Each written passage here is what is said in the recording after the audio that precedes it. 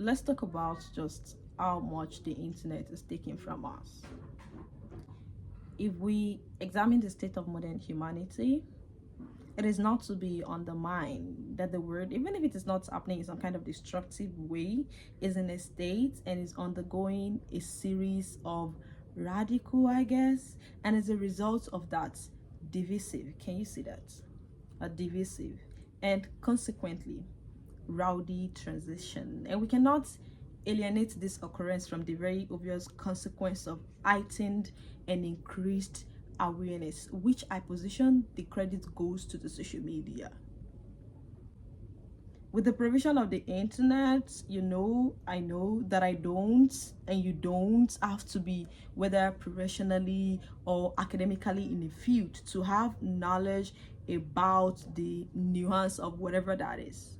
There is a bajillion of information available to you on the internet about the dynamics of, name it. That's all you have to do is search and look it up.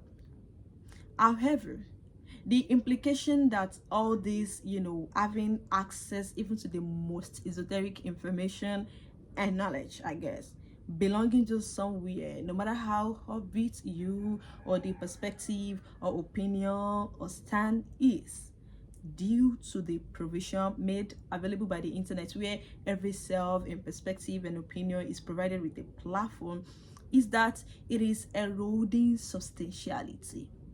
And that is not only in selves, but also in communities and human relations to and with one another, because we have all come to embody discomfort and the way the social media validates us and our existence, that we have started to feel like probably we can replace or even substitute physical community of humans and relationships where interactions are interconnected with the glee of social media.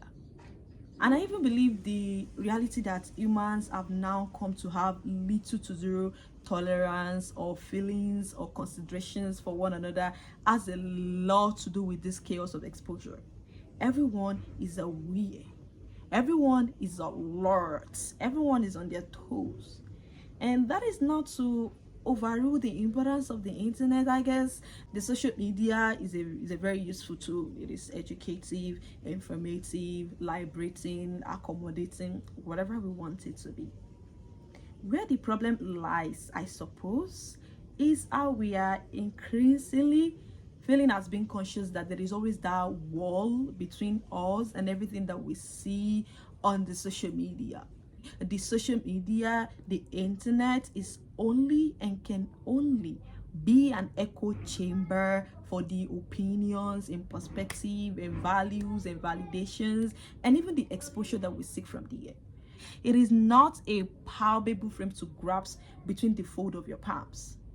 And I think we are forgetting this and, taking everything we see from that cloud cuckooland. And not only are we deeming these things as the reality, we are also abiding by them, which is so unsettling. And let's say you watched or you're seeing a movie. No matter how touching or provoking the storyline is, I guess, you are very grounded in reality in that realm to understand that this is a work of art and the characters are performing. And the fact that you're even sitting there watching is a form of recreation to probably distract you from the reality for a brief moment, just like the social media is there to do. You may take one or two from the movie due to probably the satirical nature of it, but you don't necessarily embody the plot. We are not doing the same with social media, at least not any longer. As we speak, there is like a bajillion of people out there who are taking everything they see from the internet and using them as the map guide to navigating their life, which is sad. Social media is not a real space. People are here to gain exposure, to market, to sell to you. Okay, it is a combination of noise, if you will, and hair, figures, vapor. It is an illusion, and we know this.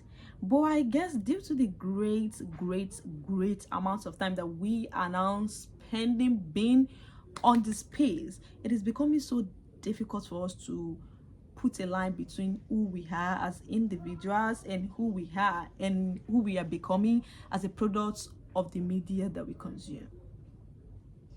And far from everything that you may know, there are actually people out there existing fine outside of the social media, okay?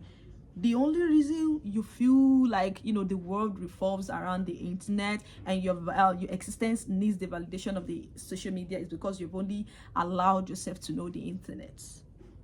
There are people out there building real families, real friendships, I guess, real communities, a real organization.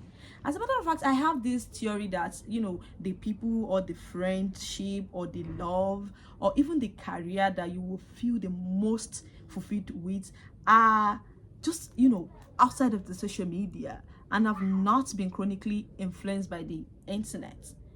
And the only reason, I repeat, why we feel like everything is about the internet is because we are not allowing ourselves to touch grass sometimes.